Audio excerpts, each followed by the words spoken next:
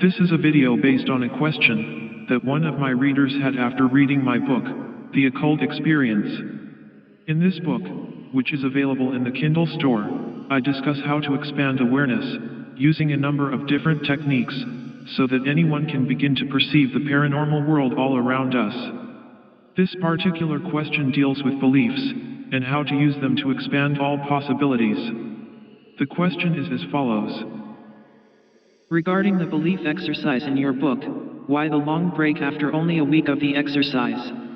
Also, while I'm doing the above exercise, am I saying to myself that I believe with all my heart?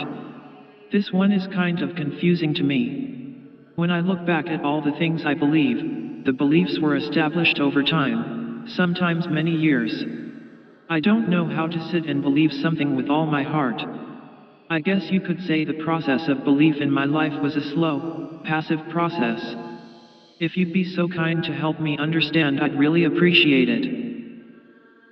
And my answer is as follows. You are correct. Beliefs generally are created over a long period of time. In the first 3 chapters of the book, this is the kind of belief creation that I am talking about. Generally speaking, such beliefs take a long time, and a lot of repetition. This type of belief creation relies on authority figures, your mom and dad, your teachers, the intelligentsia, society at large, repeating things over and over until your awareness matches what they believe, and what they are also experiencing themselves. Repetition and time create new neural pathways within your brain, that you then learn to accept and call reality. This process can take decades, your entire life perhaps. But there's also another way that beliefs are created. This method involves a highly powerful emotional experience.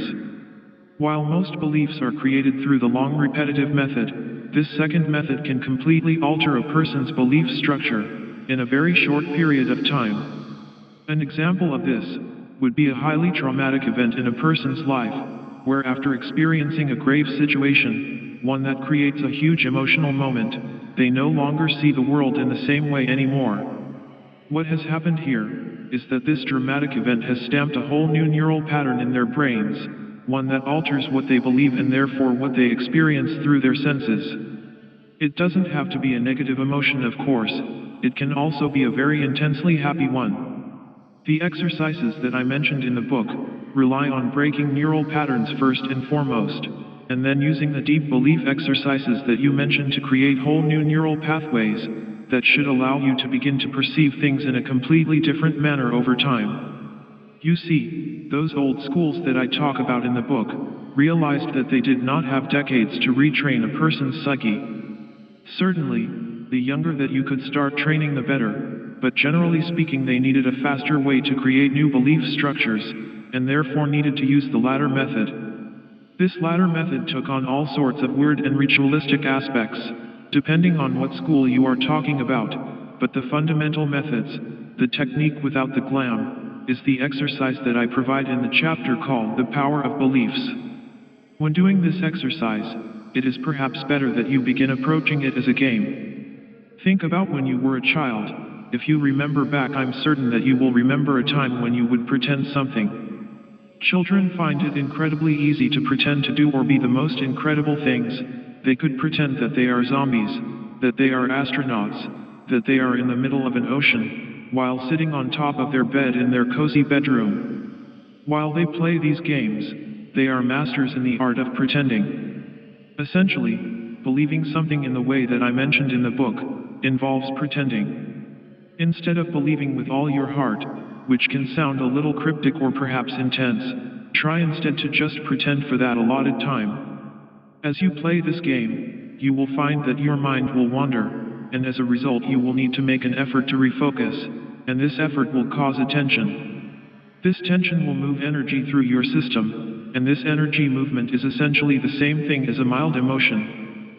When you get comfortable treating this exercise as a game of pretend, you will also be able to read certain physiological changes within yourself, and perhaps certain psychological intensities that you will have to endure in order to pretend for the time that you have allotted for your game. With these discoveries, you will be able to understand what I mean by believing with your whole heart, or perhaps a better way of saying it would be, to believe something with every fiber of your being. Let me know if this helps in understanding how this exercise should go.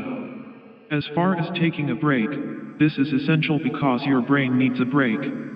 When these exercises are done properly, what you are essentially doing is rewiring your brain. In order for this to happen, you need to give your brain a rest, just like when you exercise. You can't exercise every day, or else you will end up damaging your body, and losing muscle tone as opposed to gaining it. The brain needs time to adjust to these new imprints that you are getting. During this break time, do keep an eye on yourself, as it were. Study yourself and see if you have certain changes emotionally, or if you have certain desires that you did not have before. Follow your impulses, if they tell you to go somewhere or do something. There might be a great need to ignore certain impulses, because your original beliefs will be telling you, perhaps screaming at you, that what you are doing is silly. Ignore that need, but keep an eye out for other desires that are more in line with what you wish to accomplish, and then follow those. With a slow and repetitive way of creating new beliefs, it could take decades to change your belief structures. With the latter method, it could take months or less, but you need to follow the rules as I set them down in the book. You need to do these exercises only within certain time frames, and then forgetting about these exercises afterwards. You also need to give your brain a break every once in a while, so that these new emotional stamps, as it were, can begin to take hold within your psyche.